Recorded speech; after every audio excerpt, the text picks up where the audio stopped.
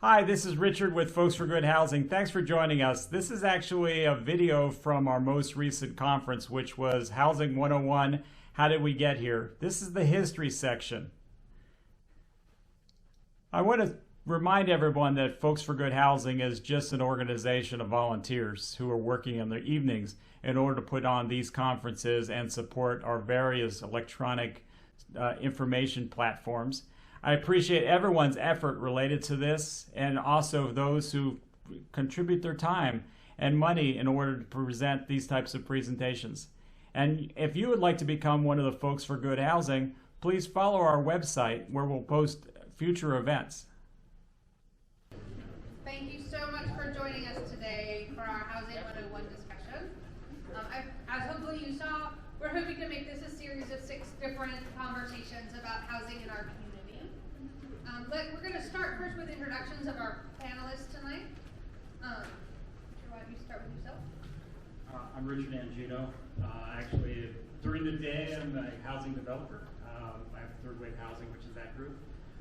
And then 2 years ago, we one of the founding members of Folks for Good Housing, which was a group of people who were just basically pissed off about what's happening with housing in Winston-Salem and Forsyth County. And basically, we started a panel of, turned out to be about 45 people, basically getting together monthly to talk about housing and just basically do a dinner or lunch and spend an hour and a half talking about housing. Not just affordable housing, but housing as a whole, and what's happening and what's not happening within this community. Thank you. My name is Rod Smith. I'm Director of Place-Based Initiatives at United Way Forsyth County. Hello, everybody. My name is Carlitha Patterson, and I am the Community Engagement Associate with Partnership Prosperity.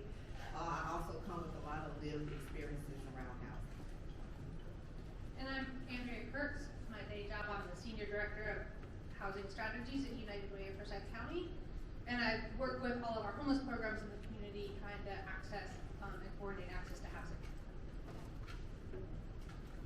I'm Tracy Moore, and I come from a homeless engagement background, a nonprofit development background, and I've learned that all roads lead to affordable housing in that work.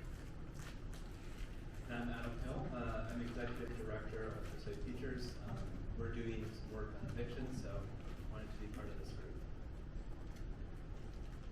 Does anybody know who this quote is from? We must make sure that every family in America lives in a home of dignity and a neighborhood of pride, a community of opportunity, and a city of promise and hope.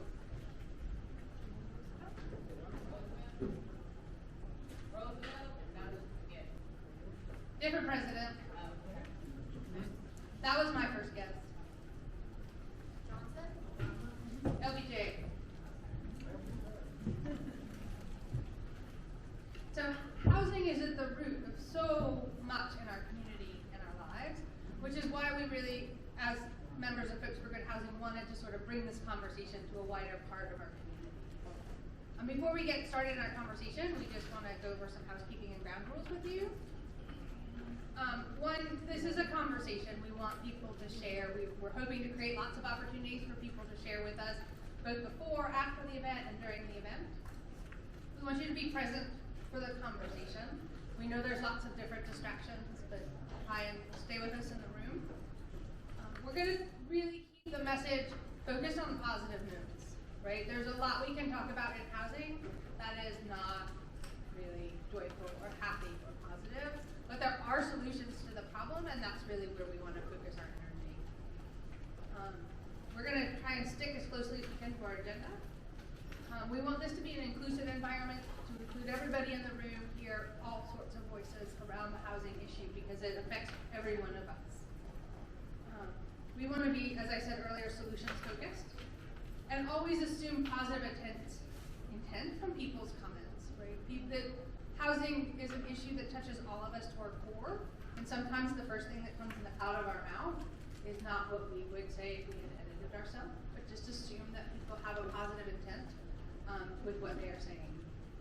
The other thing, because there are so many of us in the room tonight, and we do want to have questions and engage in conversation, In order to make sure we cover the material we wanted to tonight, we're going to have a parking lot. So if you have questions, please write them down. You should have lots of sticky notes on your table, and there'll be people around the room that will come and grab your questions for you and put them in the parking lot, and then we'll try and address them in the question and answer session.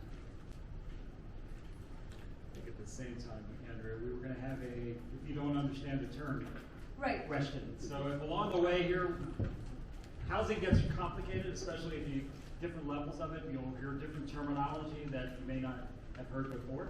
I think what we were going to have a policy is just kind of raise your hand, and we'll stop. And if it's area median income or something like that, we'll quick take a definition for it to kind of fill in the blanks, because it's pretty easy to get lost on some of the discussions.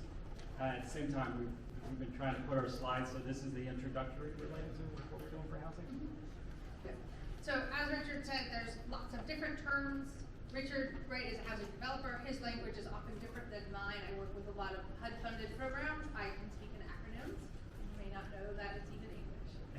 So at your table, you have paddles, thumbs up, thumbs down. If you really don't understand what we're saying, raise your paddle, and we will, course correct our language for you.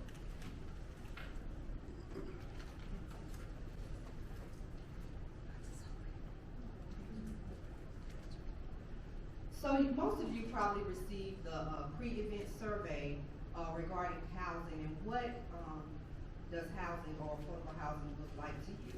And so here you see displayed are some of the answers that you gave us. And so I want to kind of go through a few of those so you'll get kind of a snapshot of what we gathered. So quality, energy efficient, mixed income, and diverse housing choices in terms of location types and tenant mix. That every person has the opportunity to live, is safe, decent, affordable housing in a neighborhood of their choice. Keep in mind that everyone may not want to own a home. Everyone has a right to housing. Better access for all to affordable housing, safe and decent affordable housing for all. Affordable is what I continue to see going down. And so that's why we're here today. If you are a social media participant, that's all you're going to see is most of your friends are going to be talking about housing. So we thank you guys for coming today. And this is what you guys want your community to look like, affordable. And just a little clarification of what we mean by affordable, right? Affordable can mean many things to different people. When we say affordable, it means affordable to you, right? Or affordable to our community. So later in the presentation, we'll talk a little bit about the mismatch between income in our community and housing prices in our community. So what may be affordable to me may not be affordable to my neighbor or one of my colleagues. But we need to have a community that has housing that's affordable to everybody regardless of what your income is. And part of the problem that we're seeing is that's not what our housing reality looks like.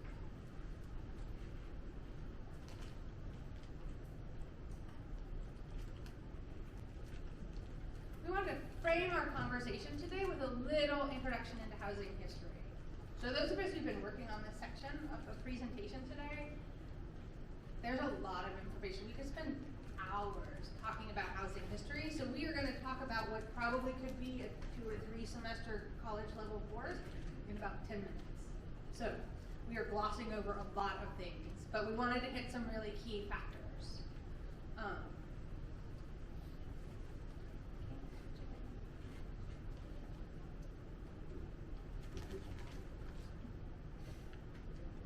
Also, if I don't have the PowerPoint in front of me, I don't know what it is. So there's lots of factors that impact what housing looks like in our community. Economic conditions in our community, the supply and demand of our economy, the kinds of financial tools that are available from private equity, government financing. Government policy has a huge amount. If you think about the very founding policies of our country, even before we were a country, right? The policies of displacement of Native Americans is a housing policy. That's how fundamental housing and government interaction with housing is. And you know, part of what history does is who's left behind and who's included, right? And who we leave behind and who we include very much shapes what housing and community looks like.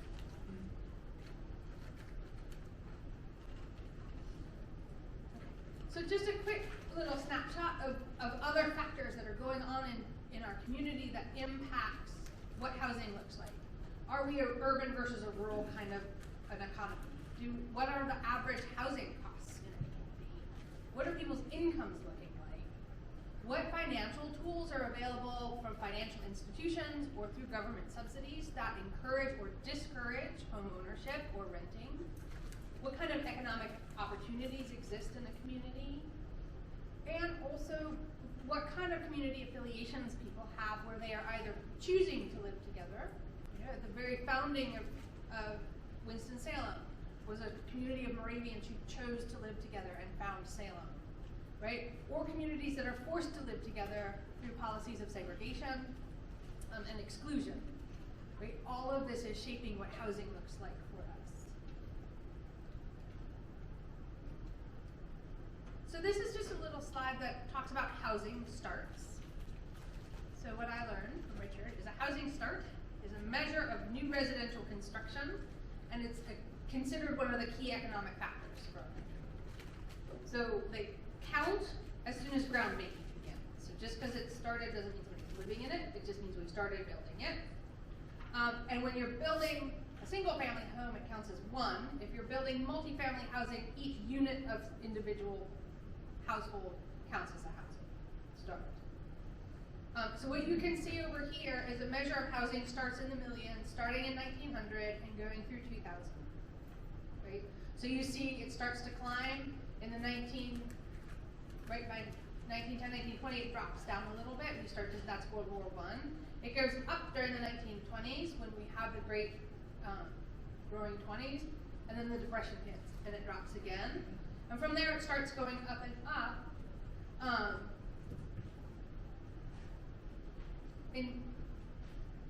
Actually, right after.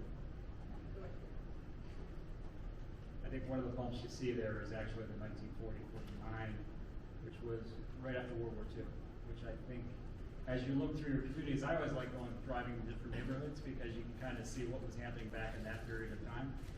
Really, the 1950s was the first time everybody came back from the war, and we had the same thing. I mean, when you look at the history of a lot of people living in Kwanzaa huts and very small houses, and basically in the 1950s there was a regulation that you couldn't build bigger than 1,100 square foot house, which is why we have these whole communities that are, you know, basically 1,040 square feet. Was basically the restrictions of materials, because we were so short materials as a nation at that point that basically the federal government said you can't build a house bigger than 1,100 square feet. And so we had 10 years worth of those types of houses. Whether or not people wanted 1,100 square feet, even if they wanted something bigger, that's what they got. And we're kind of somewhat back in that same situation because it's a material issue and the numbers of people that are looking for housing at the same time. So this is just another look at housing across time in America. So starting in 1900, about 46 million, or 46% of Americans were owning their own home, right? And over time, what you see is over the next 100 years, that only rises to about 65% of Americans owning their own home. The other big shift that happens in our country is a shift from a rural economy to an urban economy, right? So you see in 1900, more people are living in rural communities, and by 2000, there's an enormous gap between the number of people living in rural communities and the urbanization that happens.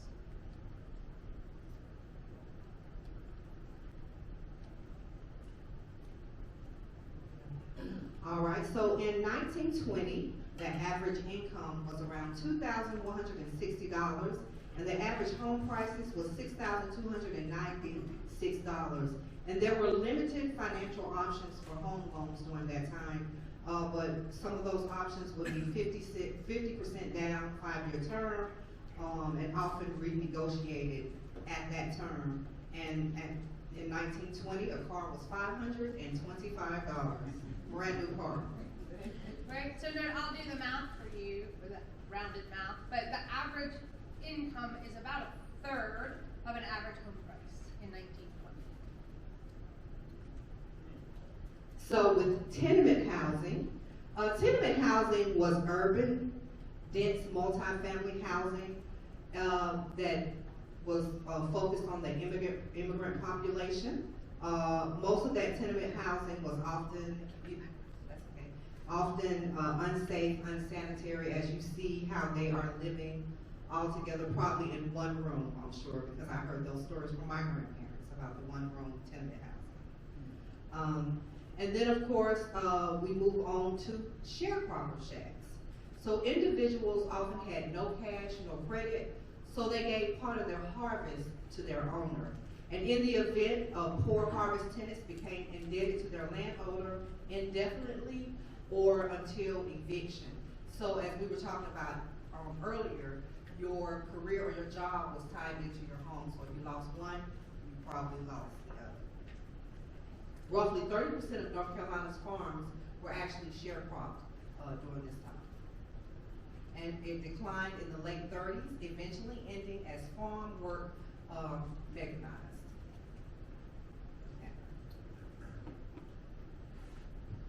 3 million Black Americans were tenant farmers or sharecroppers during the period of 1920, 1930. An additional 5.5 million were white farmers who were sharecroppers. And as Arletha said, as sharecropping declined, it also ended this form of housing.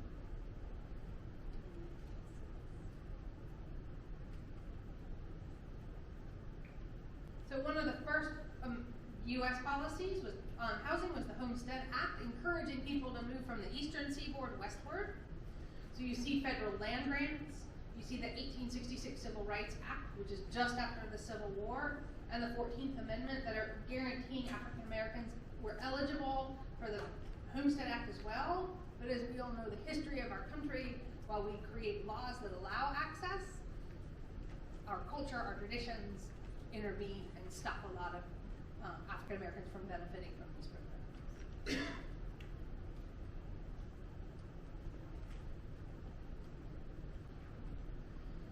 Also, then as industrialization begins to take over and we see that move into the urban setting, we begin to see mill-owned houses, right? So instead of the landowner and your sharecropping, you now work for a company and the company owns your housing.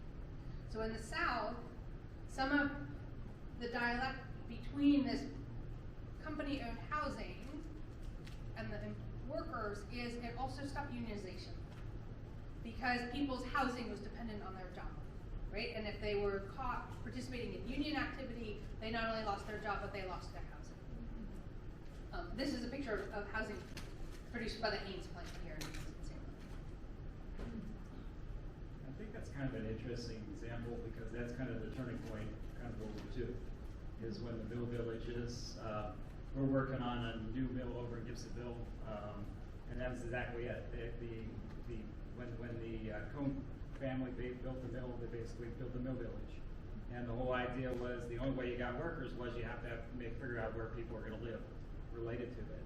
And basically in the 1950s, part of the unionization and some of the riots and other things that took place at that point, the owners decided that that was the end of the mill village and basically tore the whole mill village down. And then we changed from a community or kind of a nation where everybody had their job and their housing was somewhat tied together.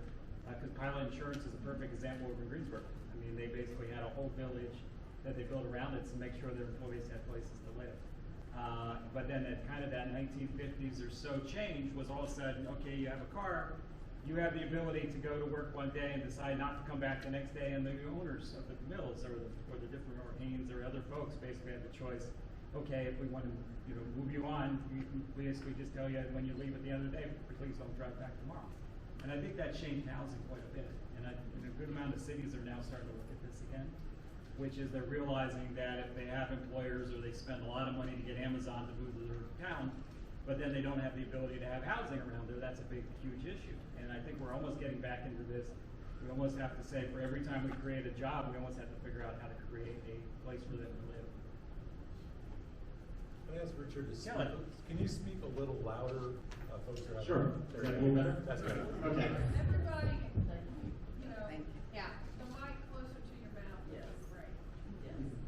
Wonderful, thanks. So just to give you a sense, in 1920, right, so 100 years ago, the typical family-owned home was 700 to 1,200 square feet. It was 2 to 3 bedrooms, and if there was an indoor bathroom, there was typically only one.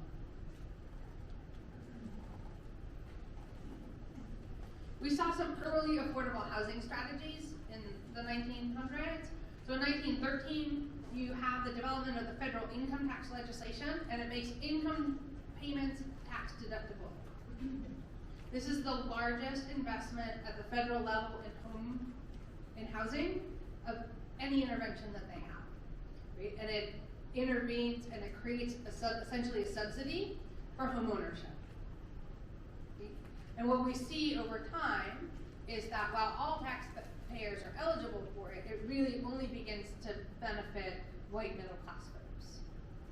In 1934, we see the National Housing Act that releases private credit to banks for home repairs and construction, and that starts beginning to fuel the housing boom.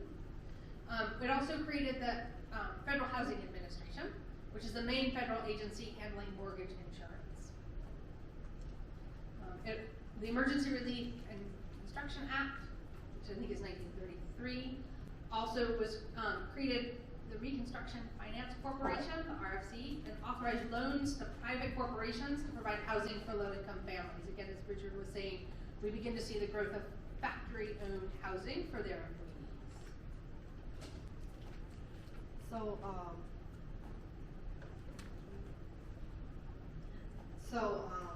There were some legislative attempts around affordable housing. In 1937, there was the Housing Act that initiates construction of public housing, which is the first time that you'll see public housing come up in the conversation. The Public Works Administration, created under the New Deal, constructed Techwood homes in Atlanta, Georgia. And this is the first federal public housing project. Now, one interesting fact about it is that the project evicted hundreds of black families to create a 604-unit whites-only neighborhood. So in this instance, black families were displaced. And then government played a big role in segregating public housing into what has come today. So Housing Act of 1949 reauthorizes 1937 Act and expands the construction of public housing. From 1940 through 1960, sharing. So again, in the 40s through the 60s, you begin to see the post-war housing boom, right? So what you see here are returning veterans from World War II. There were more than 4 million soldiers representing the United States coming back from World War II. That's when we see the 1944 Serviceman's Readjustment Act, or the GI Bill, right? Many of us are familiar with it. It authorized the VA to guarantee loans with very liberal terms for servicemen. But as we also know, they, again, were benefiting white servicemen returning and, again, not investing in African-American home ownership. This is also where we see huge amounts of redlining, where villages are created. Levittown is one of the examples we often hear about, where construction is going on. GIs are being able to take advantage of home ownership in these communities, but they are restricted from African-American ownership.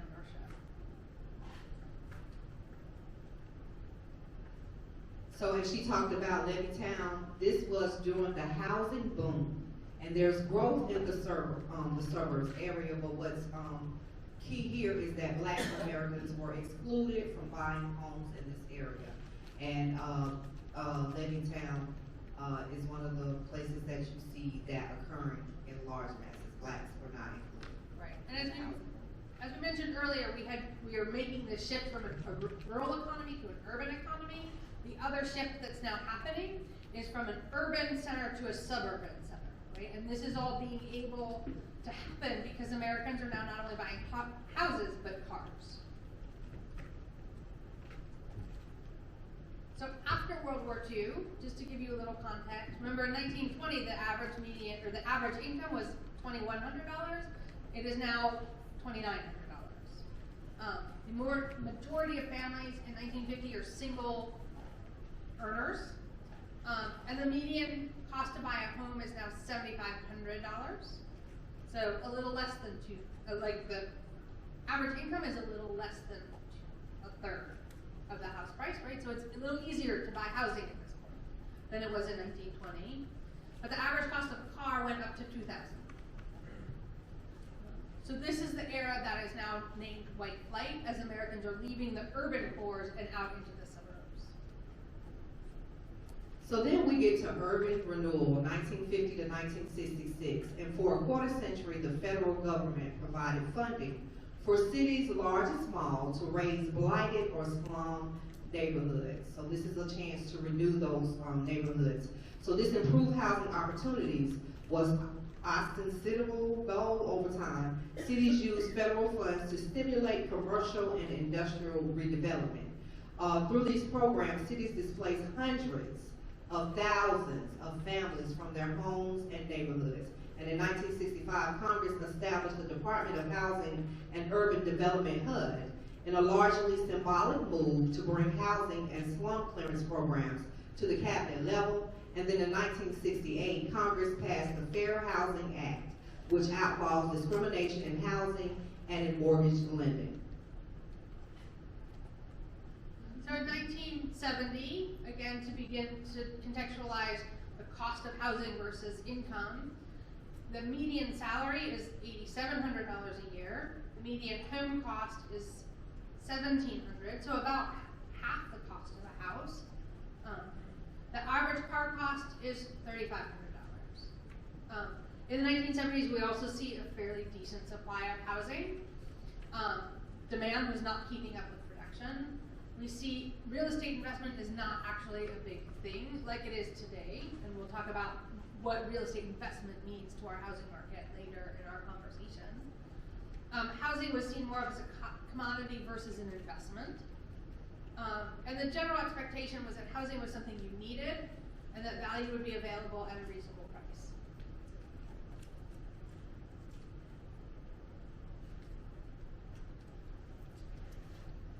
And then we got inflation. Yeah. It's kind of going in full circle here. Right, so then we jump to 2000, right? As Richard said, inflation hit. By 2000, the median salary is $67,000 a year, but the average home cost is $391,000,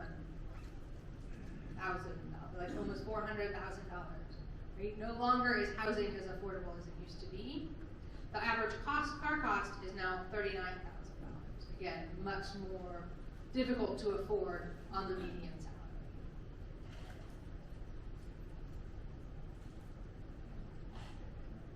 So, right, as we get into more of the current day, we begin to see lots of other challenges happening in our housing market.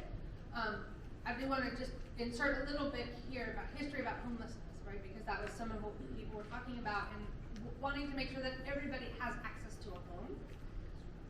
So in pre-1970s, when people had mental illnesses, right, the national policy and most state level policy was people were put into large state institutions. So by the mid-70s, early 80s, we start moving away from that policy and saying people would be better off being housed in their own community. Right? So states start shutting down their large institutions and people start moving back into their own communities. But as you saw, at that same time as when inflation hits, we are not building housing at the rate that people are coming into communities. And so what we see is people are coming back into communities. The other thing that was part of the government promise as they shut down the large institutions was that they would have services in those communities to support people, as opposed to services in large state institutions. But that the money and the resources to develop those services never materialized. So what started happening in the late 70s, early 80s is people leaving those institutions came into communities and had nowhere to live. And they wound up on the streets. And then we saw a very generous response from the faith communities. And faith communities started taking people in first into their own houses of worship to shelter them. And then as they saw that this was not a temporary thing, but sort of a permanent state now in our country, they started building shelters. So if you look at the founding date of most of the shelters in our community, it's mid-80s. Samaritan, Bethesda, Salvation Army, all of those shelters started in the mid-80s as a response to this crisis that is being created by policy decisions at the state level. And so what happens is a conversation then between the faith community, the home communities, and often philanthropic communities, saying we've got all of these people who are homeless living in our churches, we need to build shelters. We have all these people in our shelters now, and they have some very serious problems. We need some social service support in shelters, right? But what happened is all of those social services supports got attached to shelters, right? Funders came and said, we'll fund those social services for your shelters, but nobody was funding services for people in housing. So as people were then helped in shelter to stabilize, to address their challenges, they moved into housing, they lost all of their supportive services and wound back up in the shelter system. So what we see is another 20 years of people moving from homeless shelters into housing and back into homeless shelters, until we start then looking at how do we develop a housing system that helps people who may have disabilities, who may have substance use disorders, health disorders, other challenges that need services attached to them, and that's where we see the development of supportive housing come in.